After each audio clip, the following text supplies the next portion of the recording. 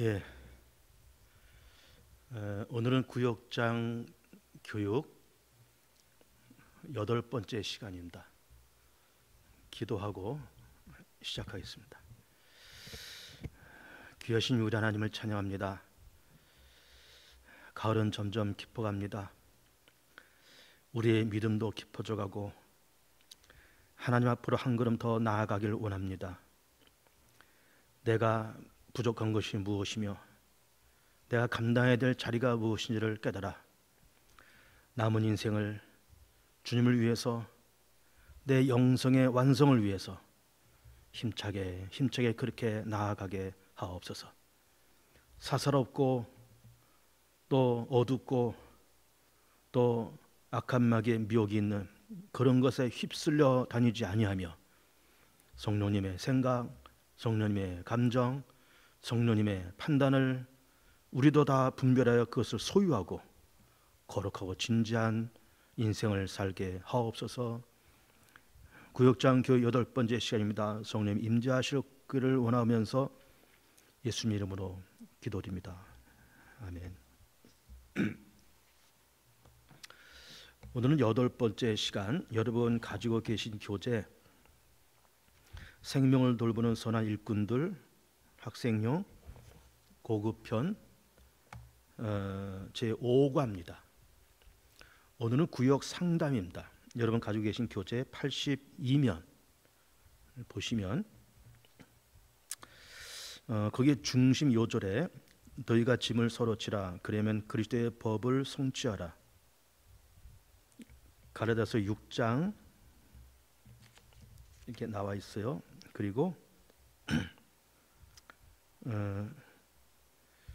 중심 개념, 구역장은 상담자임을 알고 상담을 통해 돌봄의 관계가 형성되도록 한다. 학습 목표, 구역장 중심의 구역 인도 방식에서 구역은 상호간의 상담적 돌봄으로 나아갈 수 있다. 이 말은 뭔가 하면은 구역장 중심으로 구역이 이렇게 움직이는 것이 아니라 서로 간의 상담, 대화, 교제 이런 것으로 나아가야 된다, 그런 얘기예요. 서로를 케어해 나가는, 서로를 돌봐 나가는 그런 공동체가 되어야 된다, 그런 얘기예요. 두 번째, 한 주간의 삶 속에서 힘들고 지치고 상처받았던 일들을 나눔으로써 자연스럽게 모임 안에 상담과 돌봄의 관계가 형성될 수 있다, 이렇게 돼 있고 83페이지에 마음밭 깔기, 교회는 하나의 큰 공동체이다. 이 큰 공동체가 성도 한 사람 한 사람의 신앙 성장과 성숙을 위해 돌봄의 사역을 개별적으로 도와줄 수는 없다. 그러므로 교회는 소그룹 공동체들 또한 나눔과 돌봄 및 친교가 필요하다. 그러나 그 중에서 그룹원 간의 나눔, 돌봄, 친교뿐 아니라 더 나아가 그들의 문제를 상담 상황으로 이끌어갈 수 있는 소그룹이 구역 공동체이다. 구역은 10여 명 미만의 작은 집단으로 큰 공동체인 교회 또는 중간 공동체인 성가대, 여전대 등에서 나눌 수 없는 신앙의 갈등과 삶의 상처와 가정에서의 어려움을 서로 나누어 건강한 그리스도인으로 서로를 세워나가게 하는 데 있어 없어서는 안 될 상담 공동체이다. 구역이 원활한 상담 공동체가 되기 위한 방법에는 어떤 것이 있다고 생각하는가?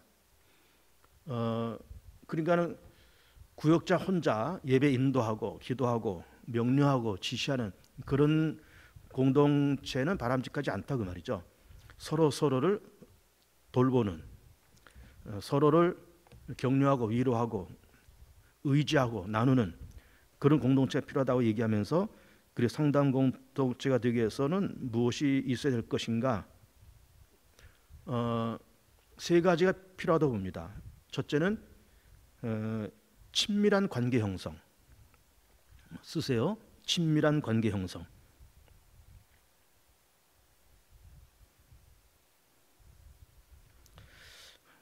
그리고 나눔과 돌봄의 공동체. 나눔과 돌봄의 공동체.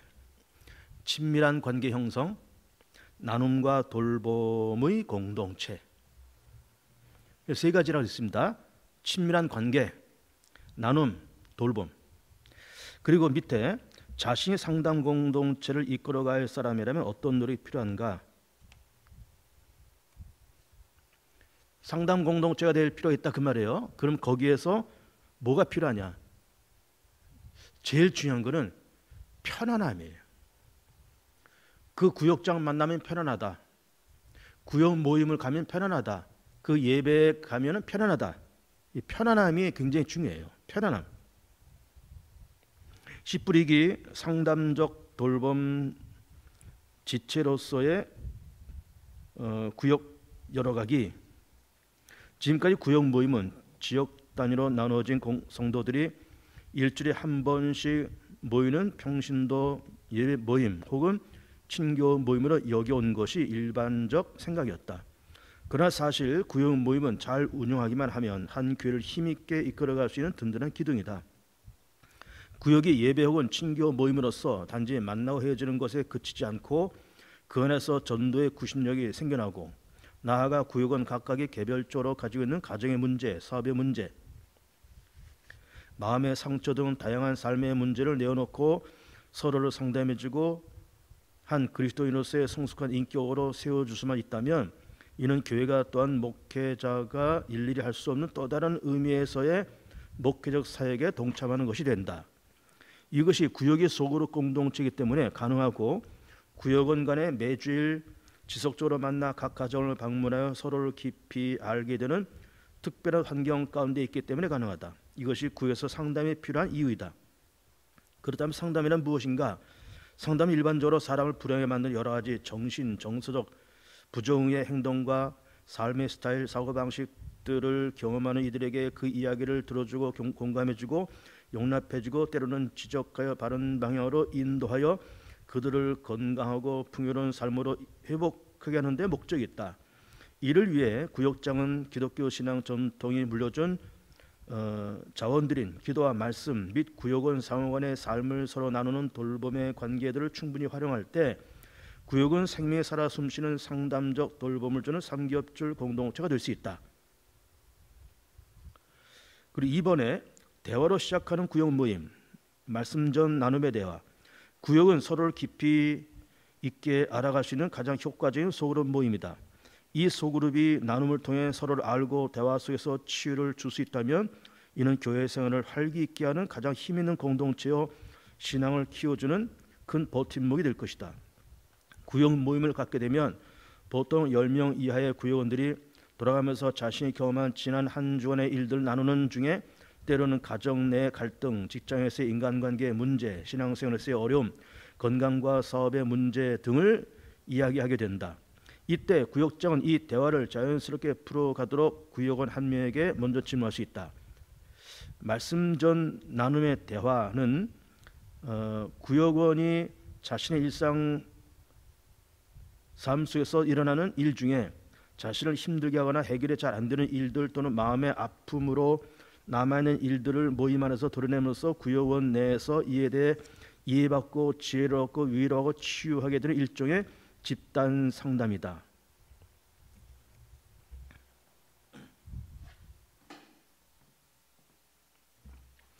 그 괄호의 사례를 보면 김 집사님 지난 주중에 댁에 전화했더니 시골에서 시부모님이 오신다고 하여 고속터미널에 모시러 가셨다고 하던데 어떻게 지내셨어요?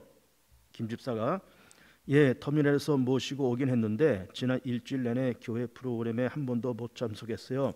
아버님이 교회에 나가는 걸 반대하시거든요. 그리고 시댁에서 손님들이 많이 오셔서 당분간 외출할 수가 없을 것 같아요. 김 집사의 시부모님 이야기 속에서 김 집사는 시부모님과의 어려움을 이야기하였고 이에 대해 구역장 또는 구역원이 자신의 생활 경험과 신앙에 비추어 도움을 줄 수 있다. 이때 구역원의 열린 대화 속에 묻어나오는 시부모님과의 견해차 또는 갈등을 구역원들은 신앙인으로서 서로의 경험과 신앙 훈련에 비추어 상담적 도움을 줄 수 있다. 민성도가 이렇게 얘기합니다. 저는 신우이가 암으로 병원에 입원했어요. 삶이 넉넉지 않아 형제들이 입원비를 모아야 되는데 마땅히 도와야겠지만 우리 형편도 넉넉하지 못한데 좀 짜증나고 속상해요. 이처럼 구역원들은 말씀 나눔 시간 전에 한 주간 동안 서로의 생활에서 있어온 이야기를 돌아가며 나눌 수 있다. 이때 구역장은 이를 말씀으로 들어가기 위한 단지 형식적 인사 나눔이 아니라 상담적 돌봄과 치유의 시간으로 이끌어가도록 도와야 한다. 특별히 기도할 내용들을 모아 다 같이 간절히 기도해야 한다. 큰 세 번째, 구역은 돌봄을 위한 상담 운영. 아래 내용은 구역 모임 중 각 구역원들의 삶의 대화에서 펼쳐지는 여러 가지 내용들을 상담의 유형에 따라 적절히 상담하도록 기획되었다. 구역장이 상담자가 되지 못하면 내적으로 성숙하고 치유와 회복 및 성장하는 구역으로 이루어낼 수 없다. 따라서 상담이 필요한 경우 아래 유형에 따라 적절히 상담한다면 구역은 상담은 그 효과를 거둘 수 있다. 그러면서 그 상담의 종류가 몇 가지 나오는데 1번의 치유 상담, 그리고 넘어오면은 88페이지의 지탱 상담, 89페이지의 인도 상담, 그리고 90페이지의 화해 상담, 그리고 91페이지에 예수님의 통전적 상담, 이렇게 돼 있어요. 조금 사실은 전문적인 용어들입니다, 전부 다. 그러나 이제 그런 것이 어떤 거냐라고 하는 걸 개괄적으로 한번 살펴보고 이걸 구역 안에 접목을 시켜보자, 그런 얘기예요. 그래서 86페이지로 넘어오시면 치유 상담 보겠습니다. 치유 상담은 말 그대로 치유 상담은 치유하는 거예요. 병이 마음의 병, 육신의 병도 마찬가지고 특히 마음의 병을 치유하는 그런 치유 상담이에요. 치유 상담은 결함이 생긴 사람을 원 상태로 회복시키며 그 과정에서 인격적으로 재구성하고 영적으로 성숙하게 하는 목회이다. 다음에 사례를 읽고 생각해보자. 구역에서 남편의 외도와 구타로 인해 마음에 심한 상처를 받고 있는 한 여성 성도가 있다. 그녀는 남편에 대한 미움과 증오의 감정을 터뜨리며 남편을 비난하고 있다. 이에 대해 구역장의 상담적 반응을 적어보자. 그런 얘기를 하는 거예요. 지금 구역 식구가 남편의 외도, 구타, 그러면서 남편에 대한 어떤 증오심이 있어요. 그럴 때 구역장의 그 구역원에게 어떤 반응을 보여야 되겠냐 이 말이에요. 자, 우선 답을 쓰기 전에 제 얘기 좀 들어보세요. 지금 상담 목회를 하라 그 말입니다. 상담은 말 그대로 대화를 통해서 그냥 말하고 듣고 질문하고 답변하는 이런 과정 속에서 결국 어떤 그 해결점을 이제 찾아가는 거예요. 이게 이제 상담입니다. 근데 이제 상담을 해주는 사람을 상담자라 그러고 상담을 하러 온 사람을 내담자라 그러는 내담자. 그러면 상담을 하러 왔어요. 지금 이 구역원이 상담원이죠. 내담자잖아요. 자기 남편에 대한 여러 가지 이야기. 또 구역장은 상담자로서 서 있는 거예요. 상담의 기본적인 것이 뭔가면은 경청입니다. 주의 깊게 경청하는 거예요. 그리고 공감하는 거예요. 그러니까 그 형편을 충분히 이해해 주는 거예요. 그냥 경청 그리고 공감, 그리고 지시와 명령을 하면 안 됩니다. 이렇게 해야 돼, 저렇게 해야 돼, 그렇게 하면 안 돼요. 그리고 막 이렇게 어떤 잘잘못을 찌르는 것도 바람직하지 않아요. 이건 네가 기도 안 해서 그래. 너 뭐 어떻게 해서 그래. 네 잘못이야. 이렇게 막 아픈 데를 팍팍 찌르는 그런 건 올바른 상담이 아니에요. 경청하고 공감하고 그리고 이해해주고 용서하고 그러면서 어떤 지적질을 하는 것보다는 권유를 해야 되는 거예요. 이렇게 한번 해보지 않으련? 이건 어때? 권유하는 거예요. 이렇게 해. 그게 아니라 이런 건 어때? 뭐 예를 들어서 아까 뭐 이렇게 뭐 네 잘못이다, 네가 기도 못해서 그래, 그런 거 지적을 하지 말라 하지만은 뭐 설령 지적하고 싶으면 너 기도 못해서 그래, 너 기도 안 해서 그래, 뭐 너 네가 바로 서지 못해서 그래, 뭐 이렇게 지적질하면은 마음에 상처가 생겨요. 그렇지 않아도 참 마음에 상처가 있어서 마음은 열고 뭐 남편에 대한 얘기 좀 다 하고 있는데 뭐 네가 이래서 그렇다 저렇다 그러면은 좀 부담감이 큰 겁니다. 그러니까는 지적하고 싶으면은 그냥 그래서 그런 것 같다라고 이렇게 얘기를 하는 거예요. 네가 좀 요즘 기도가 부족한 것 같지 않아? 또 혹은 뭐 좀 하나님 앞에 좀 정직하게 성실하게 살았어야 되는 것 아니야? 이렇게 어떤 권면 형식으로 지적도 똑같은 지적이지만 권면 형식의 지적이 있고 막 직선적인 지적이 있고 그렇잖아요. 그러니까 어쨌든 직선적인 거는 말하지 말라는 거예요. 그리고 공감하고 그리고 지시와 명령이 아닌 어떤 권면 형식으로 가라 그 말이에요. 그리고 답을 상담자가 답을 내리지 말라는 거예요. 이제 그 얘기가 쭉 나옵니다만은 상담자가 이렇게 쭉 얘기하면서 이렇게 해 이제 저렇게 해 이제 그게 아니라 얘기하고 공감하고 경청하고 그리고 권유하면서 그러면서 이 내담자가 자기를 발견하고 문제를 발견하고 하나님을 발견하면서 결국은 스스로 답을 찾게 하는 것이 상담의 가장 큰 노하우입니다. 내담자가 답을 찾아야 돼요. 그냥 상담자가 답을 찾아서 입에다 넣어준 게 아니라 내담자가 스스로 얘기하고 하소연하고 그러면서 스스로 답을 찾아가는 거예요. 그럼 여기서 이에 대해 구역장의 상담적 반응을 적어보자라고 했을 때 제일 중요한 게 뭘까요? 구역원의 아픈 마음을 보듬는 자세겠죠. 구역원의 아픈 마음을 보듬는 자세. 그렇게 쓰세요. 구역원의 아픔을 보듬는 자세. 구역원의 아픔을 보듬는 자세.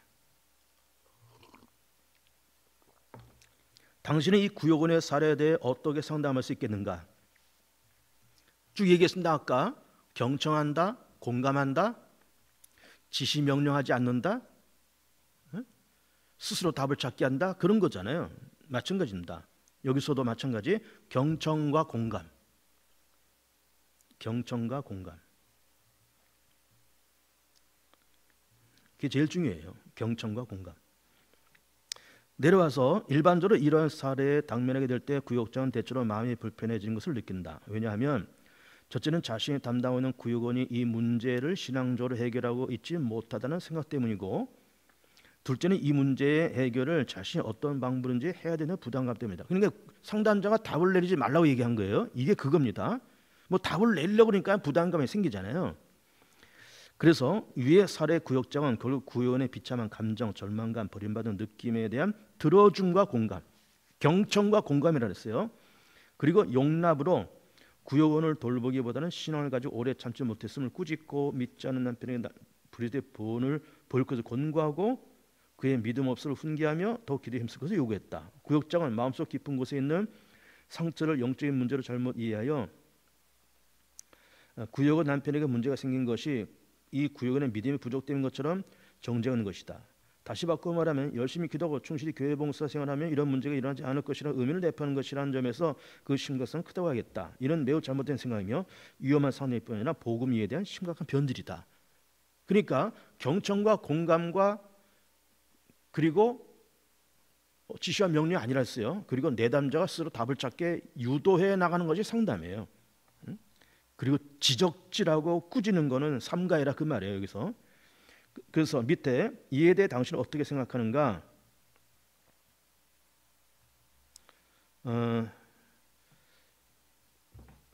한번 써봅니다. 일단 하지 말아야 할 것, 하지 말아야 할 것. 점 두 개 찍고 지적. 좀 아까 제가 얘기한 겁니다. 지적. 윤리적 강의. 윤리적 강의. 뭐 장황하게 뭐 하나님의 뜻은 이런 거다 하면서 뭐 윤리적 강의 그런 거 별로 소용이 없다 그 말이에요. 율법적 강요 뭐 이렇게 해야 돼 저렇게 해야 돼 이런 건 안 돼. 율법적 강요 그런 거 하지 말라 그 말이에요. 지시 명령 율법적 강의 율법적 요구 하지 말라 그 말이에요. 해야 할 것 점 두 개 찍으시고 공감 동행 위로, 격려 등 공감, 동행, 위로, 격려 이런 건 절대로 필요하다 그 말이에요. 그래서 88페이지 넘어오셔서 또한 당신이 이 경우라면 어떻게 하겠는가? 세 가지를 저는 찾아봅니다. 경청과 공감과 수용이에요. 경청, 공감, 수용. 경청, 공감, 수용. 수용이라고 하는 말은 그 모든 것을 내가 받아들이고 이해하는 거예요. 이 여인의 아픔을 내가 이해하는 거예요. 그 가정의 아픔을 이해하는 거예요. 나와 너는 다르다. 그게 아니라 그 입장을 충분히 내가 받아들여. 있을 수 있는 일이야. 있을 수 있는 일이야라고 받아들인다 그 말이에요. 치유 상담은 상담 내용이 다시 회복 가능한 내용일 때 상대방이 건강하게 다시 회복되어 치유될 수 있도록 돕는 상담이다. 두 번째, 지탱 상담. 지탱 상담은 이미 어떤 상실이 생겼고 그 상실이 온 상태로 회복되기 불가능한 사람들, 예를 들면 이혼한 이들, 불치병을 앓고 있는 자들 또는 사랑하는 사람을 잃은 자들의 경우에게 그 상태에서 더 이상 악화되지 않게 현상을 보존하면서 아직도 남아있는 자원들을 재구성해 새 출발할 수 있게 돕는 상담이다. 그러니까 지탱 상담이라는 말은 말 그대로 좀 상황이 어려워요. 어렵습니다. 그런데 더 이상 악화되지 않도록 거기서 지탱하도록 붙잡아준다 그 말이에요. 그래서는 더 좋은 데로 나아갈 수 있는 새 출발을 돕는 상담이 지탱 상담이다. 그러면서 다음의 사를 생각해보자 하면서 박스 안에 IMF 때 큰 기업체의 중형이었던 김성도의 남편은 명예퇴직을 당하게 되었다. 김성도는 평소에 실력과 재능과 빠른 승진과 부를 모두 갖추어 다른 사람에게 부러움을 받았던 남편이 갑작스럽게 실직을 당하니 앞이 캄캄했다. 남편은 이 일로 인해 무척 절망하고 낙심이 결국 신경이 극도로 예민해져 식사도 거의 못하고 불면증으로 잠도 이루지 못하게 되었다. 어느 날 남편은 신경이 예민해 도저히 조용히 잠을 잘 수가 없으니 방을 따로 사용해야겠다 하며 근 10여일을 낮이나 밤이나 혼자서만 지냈다. 가끔 식사를 하러 나와서도 거의 아무것도 먹지 못한 채 다시 들어갔다. 결국 탈진한 남편은 급히 병으로 옮겨뒀고 그는 의사에게 죽고 싶다고 흐느끼기만 했다. 그때에 그녀는 의사로부터 남편이 지난 열흘 동안 한숨도 못 잤다는 사실을 듣게 되었다. 결국 가족도 없는 병실 독방에서 여러 날을 보내던 어느 날 남편은 검사를 받으러 가던 도중 병원 옥상에서 투신 자살하고 말았다. 남편의 죽음에 대한 죄책감과 공포로 가득 차 있는 내담자에게 상담자가 성경을 펴 보일 때 그는 눈을 가리며 말하기를 제가 성경을 읽을 자격이 있나요? 전 남편을 죽게 만들었어요. 전 죽어야 마땅한 죄인이라고 오열했다. 참 극단적인 어떤 사례입니다. 그러나 어쨌든 일어날 수 있는 가능성이 있는 일인 거예요. 그래서 위 사례에서 당신은 어떻게 그녀를 상담하겠는가? 그러니까 지금 남편은 죽었어요. 죽은 남편을 일단 살릴 수는 없잖아요. 여기서 중요한 거는 이제 이 여인이 가장 아픈 거는 남편이 죽었다고 하는 그 사실도 물론 아프지만 그것이 그 모든 책임이 자기에 있다고 생각한 거예요. 그러니까 이제 이 상담자는 그 내담자에게 남편의 죽음이 네 잘못이나 네 죄로 인해서 그렇게 된 것이 아니라고 하는 그런 생각을 집어넣을 필요가 있어요. 어떤 죄책감으로부터의 해방이 가장 필요한 거예요. 그래서 이제 거기다 쓴다 그러면은 어떻게 그녀를 상담하겠는가라고 했을 때 한번 써보세요. 죽음은 되돌릴 수 없는 것이다. 죽음은 되돌릴 수 없는 것이다.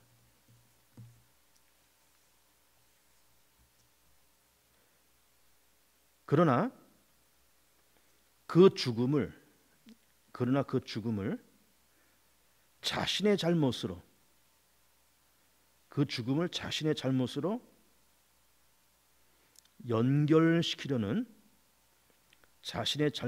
연결시키려는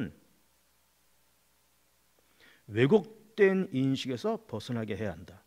왜곡된 인식에서 벗어나게 해야 한다. 죽음은 되돌릴 수 없다. 그 죽음을 자신의 잘못으로 연결시키려는 왜곡된 인식에서 벗어나게 해야 한다. 자, 여기서 지탱 상담은 어떤 내용이 되어야 하는가? 이 성도가 느낄 죄책감, 남편을 원망하는 마음, 버림받는 감정에 대해 나눠보자.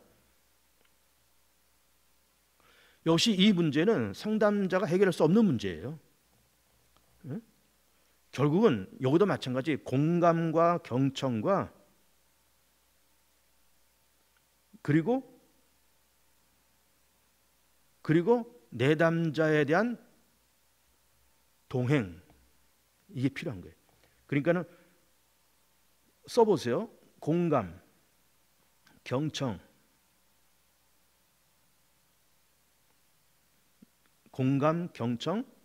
동행, 이 필요하다. 공감, 경청, 동행이 필요하다. 넘어와서 이제 인도 상담이에요. 두 가지 이상의 결심 혹은 일 중에 하나를 선택해야 하는 사람에게 하나님의 뜻을 따라 바르게 선택하도록 돕는 목회이다. 그 인도 상담은 뭔가 이렇게 될까 저렇게 될까 이제 방황하는 사람에게 그거를 안내해 주는 역할이 인도 상담이고, 결국은 인도 상담이라고 제목을 썼지만 이 상담자가 이것 해, A가 오라 B가 오라 그렇게 상담하는 것이 아니고 충분히 대화하고 경청하고 공감하면서 그 두 방법 가운데 하나를 내담자 스스로 찾도록 도와주고 그렇게 하는 것이 올바르다 그 말이에요. 그래서 박스 안에 보면 문성도는 요즘 다시 직장에 복직하려고 기도 중이다. 그동안 몸이 아파 잠시 휴직했었으나 집에서 쉬는 동안 아무래도 자신은 직장 생활할 때 만족감과 행복을 느꼈음을 깨닫게 되었다. 그런데 막 복직 신청을 하려 할 즈음에 회복되어 가던 몸의 병세가 악화되면서 또 다른 부위에 심한 통증을 느끼게 되어 낙심하게 되었다. 그러나 요즘에는 교회 생활도 깊이 참여하고 싶고 가정에서의 자녀 교육도 소홀히 할 수 없다고 느끼고 있다. 그래서 90페이지에 이에 대해 구역장 구역원에 어떤 도움을 줄 수 있겠는가. 지금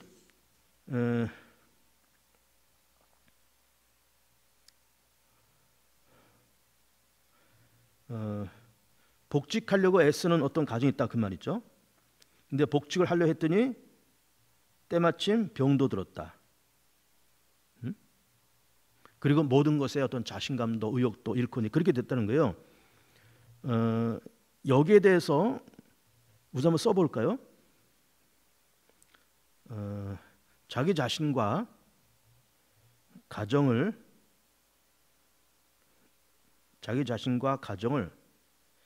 객관적으로 볼 수 있도록 자기 자신과 가정을 객관적으로 볼 수 있도록 인도한다. 근데 이 말은 뭔가 하면은 지금 상황이 어렵잖아요.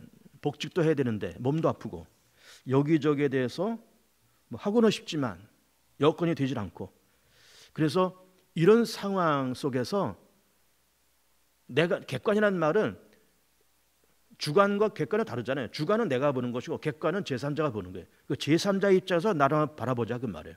그러면 제3자 입장에서 이 문성도 이 가정을 스스로 이렇게 바라볼 때, 객관적으로 바라볼 때 뭐 이런 것이 있겠죠. 그렇게 낙심할 상황은 아니다. 그렇게 포기할 상황은 아니다. 라고 하는 것을 자기 자신이 보기보다는 남의 입장에서는 어떻게 볼 거냐 그 말이에요. 그러니까는 내가 볼 때는 문제가 요만한데, 내가 볼 때 문제가 이만해요. 근데 그 이만한 문제를 가지고 내가 갖고 있는데 제3자가 볼 때는 내가 생각하는 것보다 그다지 큰 문제가 아닐 수가 있다 이 말이에요. 큰 문제가 아닐 수 있어요. 근데 나는 굉장히 커요. 근데 남들이 볼 때는 뭐 저 정도 가지고 저럴까? 라고 그렇게 남들이 볼 수 있다 그 말이에요. 그러니까 남들이 그렇게 볼 수 있다고 하는 거를 나도 한번 느껴보자 그 말이에요. 그렇잖아요. 아까 우리 그것도 봤잖아요. 그 남편이 이렇게 자살했다는 얘기도 봤잖아요. 그 부인이 굉장히 그 죄책감이 있는 거예요. 물론 상황은 어렵습니다. 이게 나 때문이다라고 그렇게 가슴을 칠 수도 있어요. 뭐 그것이 나쁘다는 말은 아니에요. 그러나 제3자 입장에서 볼 때는 그 여인이 비록 상황은 그렇게 됐지만 그래도 좀 털고 일어서고 죄책감을 좀 버리고 다시 한번 새 출발해보고 그러기를 남들은 원해요. 자기는 막 그 문제 속에 파묻혀서 전전긍긍하지만 남들은 그렇게 본다 이게. 근데 여기서도 마찬가지. 이 문성도가 이 직장에 복귀하고 싶은데 뭐 몸도 아프고 이거는 내가 보는 나죠. 그러나 제3자는 뭐 그런 가지고 저럴까? 한번 털고 한번 나와보지. 병이 있으면 어쨌든 뭐 또 용기 내서 또 이 병원 저 병원 찾아다니면서 원인도 알아보고 또 하나 앞에 매달리고 기도해보고 그러지 금지를 가지고 저러고 있을까? 그럴 수 있다 그 말이에요. 그러니까는 내가 내 문제를 내가 보는 것하고 제3자가 내 문제를 보는 것은 다릅니다. 내 문제는 지금 이 문성도가 굉장히 지금 문제가 크게 보는 거예요. 본인 자신은. 그러나 제3자가 볼 때는 그냥 뭐 어쨌든 좀 큰 병원 가서 조사 좀 해보고 검사 받아보고 그리고 빨리 툴툴 털어버리고 다시 새 출발해야지. 그렇게 남들은 볼 수 있는데 그렇게 볼 수 있다는 거를 한번 발견해 보자 그 말이에요. 그리고 그 넘어오면 문성도의 바른 선택을 위해 그녀를 격려하고 세워주기 위해 구역장이 할 수 있는 상담적 돌봄은 무엇이 있겠는가? 뭐 여기도 마찬가지예요. 경청, 공감, 격려예요. 경청, 공감, 격려.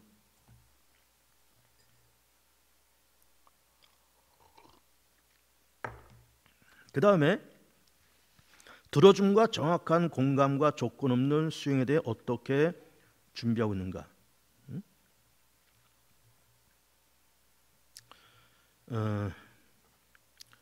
결국은 거의 답은 상담을 통해 내담자가 답을 발견해야 된다. 그겁니다.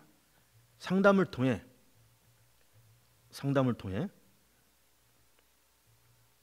내담자가 답을 발견해야 한다.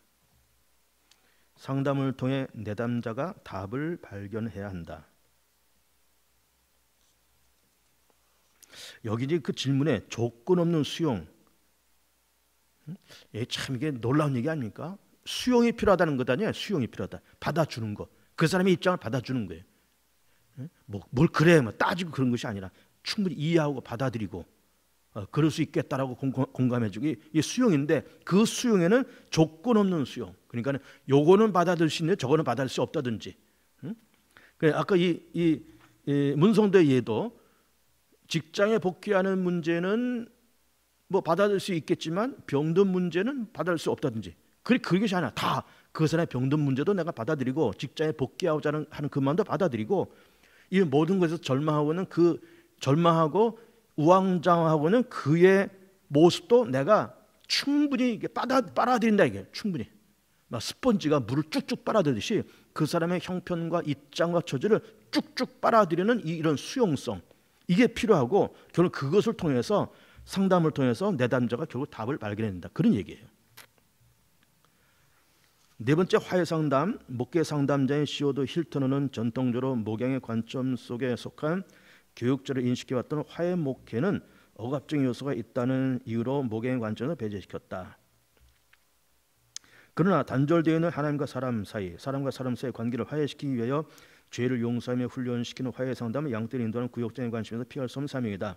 즉 바르지 못한 길로 들어선 구역원들을 훈련시켜 다른 구역원들과 화해하게 만들어 잃어버린 구역원, 즉 구역과 교제가 끊어져 버린 구역원을 찾아 다시 구역과 한 무리가 되게 하는 사역은 구역장의 기본 사명이다. 그러므로 필자는 화해 상담도 돌봄의 관점에서 포함시켜야 한다고 믿는다. 다음 사례를 생각해보자. 박스 안에 박성도는 하나밖에 없는 아들에게 온갖 사랑을 다 주었다. 남편 일찍 여인 박성도로서는 아들이 남편이자 친구이자 위로자의 희망이었다. 그런데 최근에 아들이 사귀는 여자친구를 집어들였는데 그 여자친구는 박성도가 이제껏 생각했던 아들의 배필로서 너무 못 미치는 상대였던 것이다. 학벌도 외모도 집안 환경도 마어도 마음에 들지 않았다. 아들이 너무 사랑함으로 상처 주고 싶지는 않으나 이제는 자신의 의견을 존중하지 않는 아들이 밉고 원망스럽기만 하다. 또한 안평생 온갖 고생하며 잘 키우는 아들에게 자신이 버림받도록 만들 하나님을 이해할 수가 없다. 이것도 충분히 현실감 있는 그런 얘기예요. 그래서 위 사례에 대해 구역장을 박성도를 위한 상담 내용이 어떠해야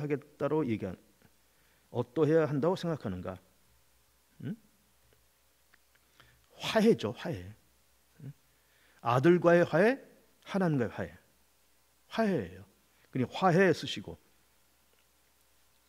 아들과 화해, 하나님과 화해. 화해, 아들과 화해, 하나님과 화해.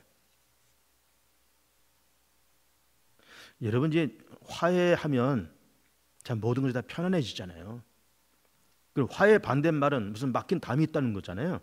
맡긴 담이 있으면 불편하고 힘듭니다. 되는 일도 없고. 자, 넘어와서 박성도가 가지는 관계의 상처는 누구와의 관계 회복을 통해 회복될 수 있을까?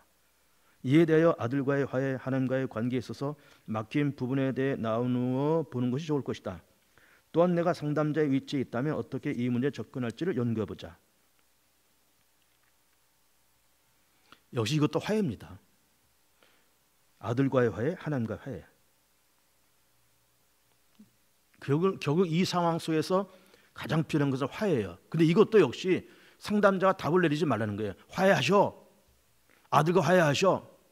뭐 그 여자친구 걔하고 화해하셔.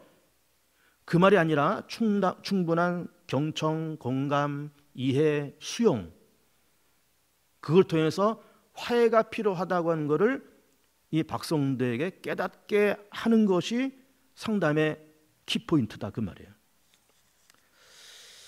자, 네 번째, 예수님의 상담, 통전적 상담의 모델. 이 통전적이라는 말은 모든 걸 종합했다, 그 말이죠. 그러니까 우리가 지금 봤잖아요. 뭐 치유 상담, 지탱 상담, 화해 상담, 이게 쭉 봤잖아요. 치유, 지탱, 인도, 화해, 이런 거 쭉 봤는데 예수님의 상담은 그 모든 것 다 이게 네 가지가 다 들어있다, 그 말이에요. 그래서 보시면 예수님의 상담에는 위에 네 가지 돌봄의 관점이 분명히 나타난다. 예수님은 결함이 있는 자들을 치유하며 회복시킬 없는 상실을 가지고 있는 사람들에게 새로운 삶을 살아가시도록 도와준다. 또 하나님의 뜻을 옳게 분별하지 못하여 바르게 살지 못하는 자들에게 의의 길을 따라 살 수 있게 도우며 죄로 고통하는 자에게 용서를, 그리고 이웃과 소외 있는 자에게는 관계 회복을 돕는다. 예수님의 치유와 지탱과 인도와 화해의 상담 과정을 통해 우리에게 필요한 목회 상담의 모델을 지시할 수 있다. 따라서 요한복음 4장에 기록된, 요한복음 4장 우리가 지금 여러 번 보고 있습니다. 그 사마리아 우물가 여인, 요한복음 4장에 기록된 수가성의 사마리아 여인을 도우시는 예수님의 사역을 통해 예수님이 보여주시는 돌봄의 관점과 상담의 기본 요소들을 발견하고자 한다. 수가성에서 예수님과 만난 여인은 예수님을 통하여 과거의 상처가 치유되었다. 이제껏 발견하지 못했던 삶의 방향을 깨달아 그리스도인으로 살아갈 수 있도록 인도받았다.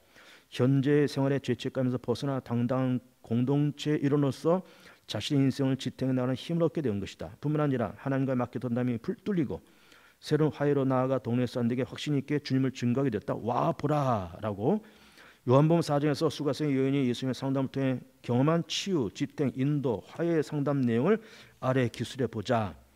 그러면서 요한복음 4장 말씀이 이제 본문으로 나와 있는 거예요. 요한복음 4장 말씀을 제가 한번 쭉 읽을게요. 4장 9절부터 사마리아 여자가 이르되 당신은 유대인으로서 어째 사마리아 여자인 나에게 물을 달라 하나이까 하니 이는 유대인이 사마리아인과 상종하지 아니함이로라.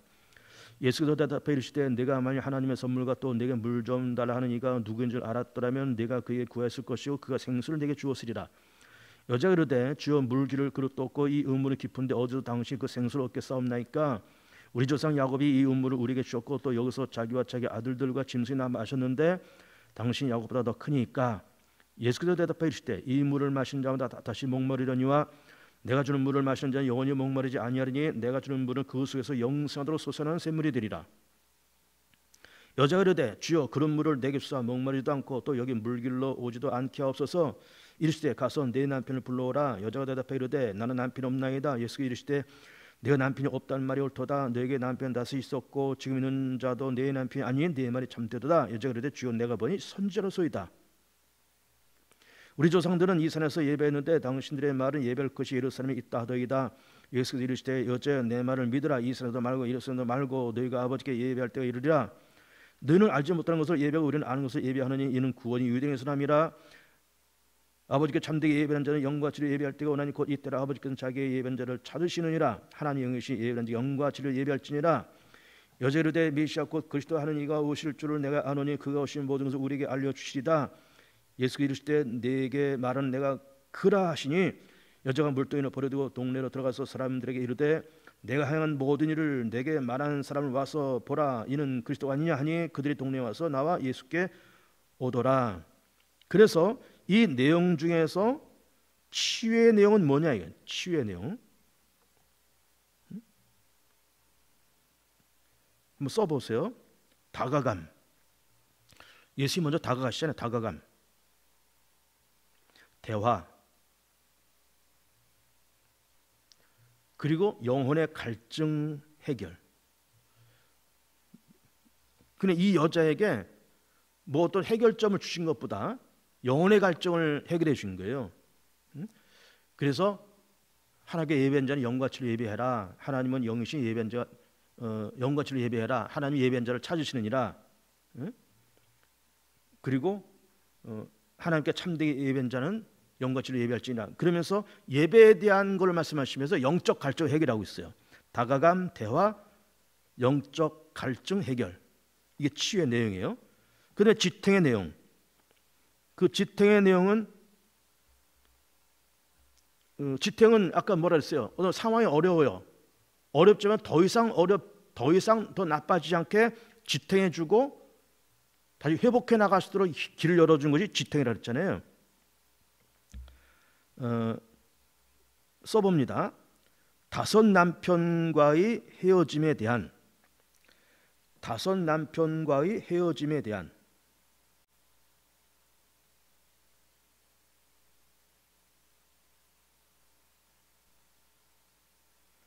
다섯 남편과의 헤어짐에 대한 아픔에서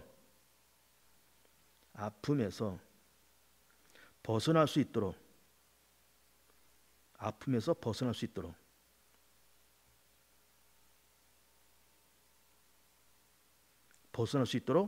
넓은 은혜를 벗어날 수 있도록 넓은 은혜를 경험하게 한다. 벗어날 수 있도록 넓은 은혜를 경험하게 한다. 이 수가성 여자 다섯 남편이 있었다는 거예요. 그래서 우리가 이 말을 오해하면 안 됩니다. 이 여자가 뭐 이 남자랑 살다가 버리고 두 번째 남자 살다가 또 버리고 해서 지금 여섯 번째 남편하고 산다, 그 말이 아니에요. 이 말씀을 그렇게 이해하면 안 됩니다. 유대인들에게는 형제가 만약에 이렇게 다섯 여섯이 있어요. 그럼 큰형이 자식을 못 보고 죽었어요. 그러면은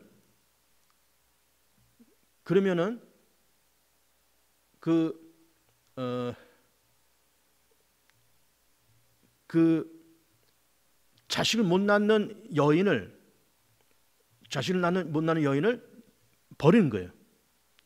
그러면 두 번째 남자가 그 남자가 또 산 거예요. 그리고 자식을 또 못 낳아서 또 버린 거예요.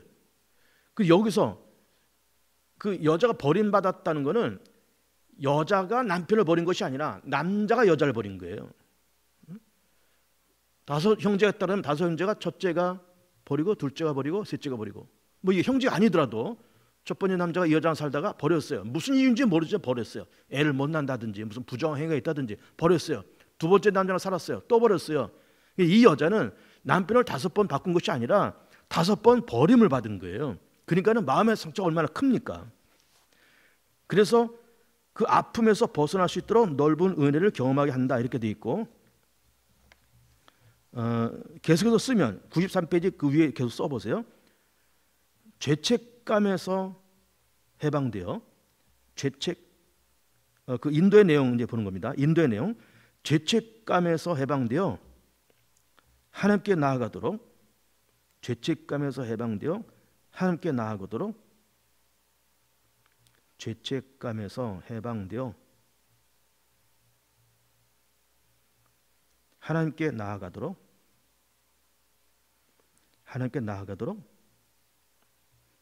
예배의 회복을 권면하고 있다. 예배의 회복을 권면하고 있다. 그러니까 지금 이 여자의 지탱의 내용은 아픔에서 벗어나서 넓은 은혜를 경험하는 것이고, 인도의 내용은 죄책감에서 해방되어 하나님께 나아가도록 예배 회복을 돕고 있다. 예배 회복을 돕는 것이 인도의 내용이다. 화해의 내용, 마음의 장벽을 헐고, 쓰세요. 마음의 장벽을 헐고,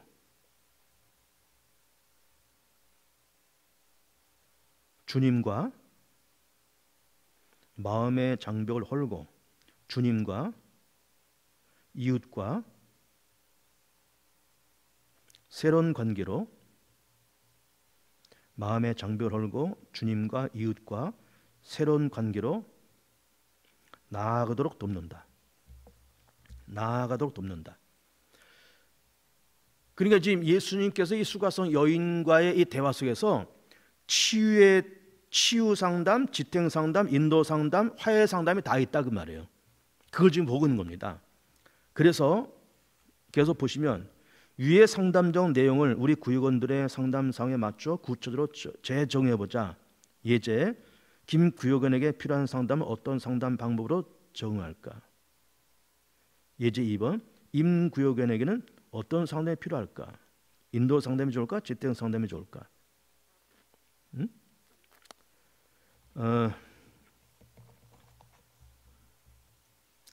아까 이거는 그 맨 처음부터 나와 있는 그 상담 내용이에요. 예제 1번은 85페이지 얘기하는 85페이지의 사례 1번. 그 다음에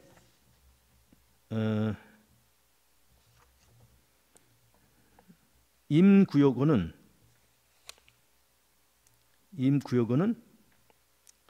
두 번째죠. 두 번째.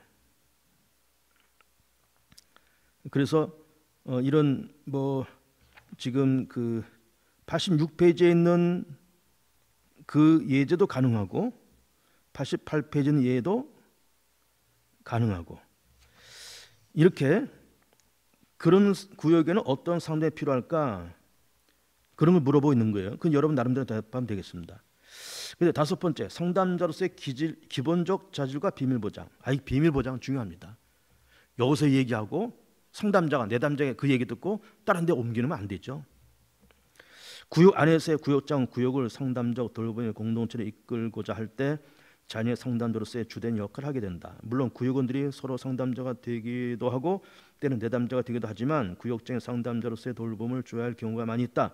따라서 구역장의 상담자로서의 자질을 갖추는 것은 구역 아름다운 성장의 그룹으로 만들어가는데 아주 중요한 요소가 된다. 그렇다면 상담은 어떤 자질을 갖춰야겠는가? 첫째, 구역장을 포함한 상담자로서 임하게 되는 모든 구역원들은 한 구역원이 자신의 삶을 정황을 말할 때 경청한 것이 필요하다. 경청, 즉 내담자가 자신을 열기 시작할 때 대화를 끝까지 듣는 것이 필요하다. 진지하고 깊은 관심을 가지고 들어주는 것만으로도 내담자는 이미 마음의 혼자가 아니라 위로를 경험하게 된다.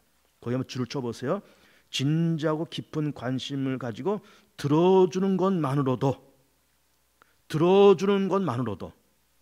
위로가 된다 그 말이에요. 둘째는 내담자의 상담 내용에 대한 공감적 이해다. 공감적 이해란 말하는 이가 경험하고 있는 내용에 대해 상담자가 자신의 정체를 임시적으로 내려놓고 상담의 마음속 아픔으로 들어가 그의 감정과 일치되어 이해하고자 하는 것을 말한다. 셋째는 그 내용에 때로 사회적으로 또는 신앙적으로 비판의 요소가 있다 할지라도 그때 그 상황에서 내담자가 겪었을 아픔을 같은 농도로 느끼는 것이다. 이것을 무조건적 용납이라 한다. 아까 우리 얘기했잖아요. 무조건적 용납. 다 무조건적 수용한다. 그러나 내담자의 상황을 조건 없이 수용한다고 해서 내담자가 감당할 사회적 책임과 의무까지는 무조건 여과 없이 용납하는 말은 아니다. 다만 내담자가 고통받는 그 깊이까지 함께 들어갈 때에만 진정한 아픔을 함께 나눌 수 있다는 것이다. 마지막으로 상담자가 주의할 것은 상담 내용에 대한 비밀 보장. 중요하죠. 그 얘기는 거기서 끝나야 돼요. 이게 나가면 안 돼요. 비밀 보장이다. 구역 안에서 이루어지는 상담 내용은 구역원 분위기가 치유 공동체로서 성숙되어질 때 구역원 상원의 내면의 아픔이 회복될 수 있는 아름다운 모험이 될 수 있다. 그러나 구역 공동체가 훌륭한 치유 공동체가 되면 될수록 구역원 상호 간의 비밀 보장이 잘 이루어지는 일은 참 어렵다. 만약 구역 안에서의 개인 사생활에 대한 일들이 외부에 노출된다면 이 일로 인해 입게 된 내담자의 상처는 이전의 회복보다 더 큰 상처가 되어 구역 공동체의 신뢰관계를 위협할 것이다. 이 마지막 주의사항은 상담 공동체에서의 구역이 성숙한 공동체를 이끌려 갈 때 넉넉히 극복할 수 있음은 필자가 섬기는 교회를 통해 이미 임상적으로 드러나고 있다. 구역은 보다 성숙한 몸을 이끌어감에 있어 구역장들의 삶이 참으로 막중하다. 열매 맺기. 다음에 설 읽고 상담 이용 중 적절한 방법을 활용해 상담의 실질을 상담문으로 기술해보자. 19살인 김 집사의 아들 무기는 고등학교 3학년 대학 입시 수행으로 점차 입시일이 가까움에 따라 몹시 불안해하고 잠을 이루지 못하고 있다. 지난 학기에 수능 모의고사 성적을 너무 저조하게 받았기 때문이다. 그 시험은 어느새보다 열심히 공부하면서 대비한 시험이었다. 전반기의 총결산이며 하반기에 좋은 반전의 기로서 중요한 평가 시험이었던 것이다. 그런데 그는 이 시험에서 기대한 대로 좋은 성적을 얻기는커녕 오히려 평소보다 훨씬 못 미치는 저조한 성적을 받았던 것이다. 게다가 시험 바로 당일 첫 시험 시간이 시작되기 전에 그 주간 주번이었던 무기는 담임선생님부터 아침 청소를 깨끗이 하지 못했다는 이유로 호되게 야단을 맞았다. 그는 자기 자신에 대한 실망감과 시험 직전에 기분을 상하게 하여 시험을 그르치게 만든 담임선생님에 대한 분노, 그리고 미래에 대한 어두운 전망 때문에 그때부터 심한 우울 증세를 보이겠다. 이런 경우 어떤 방법으로 상담해야겠는가? 이 사안에 대한 상담문을 한번 써보자라고 하면서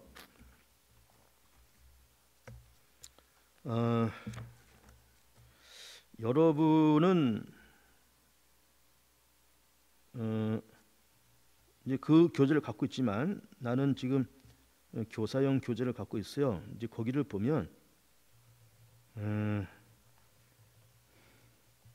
상담문 작성을 써보자 이렇게 돼 있잖아요. 그래서 그 상담문 작성에 대해서 이제 교사용 교재는 이렇게 나와 있어요. 한번 제가 읽어볼게요. 무기 문제는 치유 상담으로 상담적 돌봄을 주어야 할 것이다. 치유 상담.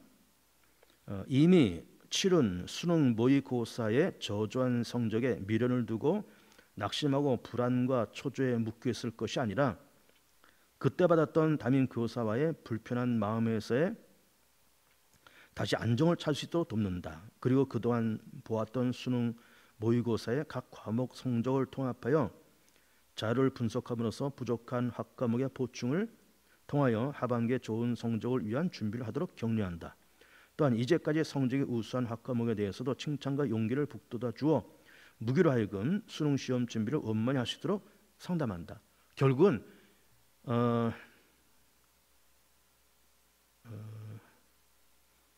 치유라는 말은 결국 아픈 걸 치유하는 거잖아요. 그러면서 그 불편한 마음에서 안정된 마음을 가지도록 도와주고 어제 시험 못 본 건 어쩔 수 없으니까 이제부터 하나씩 새롭게 새 출발해보자 그런 얘기예요. 뭐 여기 지금 치유 상담 이렇게 돼 있지만 뭐 화해 상담도 가능할 거예요. 화해, 선생님과의 화해 그렇잖아요. 그러니까 이게 뭐 여기를 꼭 치유 상담이 필요하다, 이건 화해 상담이 필요하다 하나씩만 적용되는 건 아닌 거예요. 아까 예수님께서 그 수가성 여인에게도 4가지 상담이 다 들어가잖아요. 치유, 화해, 뭐 인도, 지탱 다 들어가잖아요. 그러니까 여기서도 이 무기의 문제도 치유 상담만이 아니라 화해 상담도 필요하다. 선생님과의 화해, 나와의 화해, 자기 자신과의 화해, 자기를 용서하고 자 털어버릴 건 털어버리고 새 출발하자. 자기 자신과의 화해, 선생님과의 화해, 자기 자신과의 화해, 이것도 굉장히 필요한 상담이겠다라는 것을 하면서 8번째 시간을 마치도록 하겠습니다. 수고들 많으셨습니다.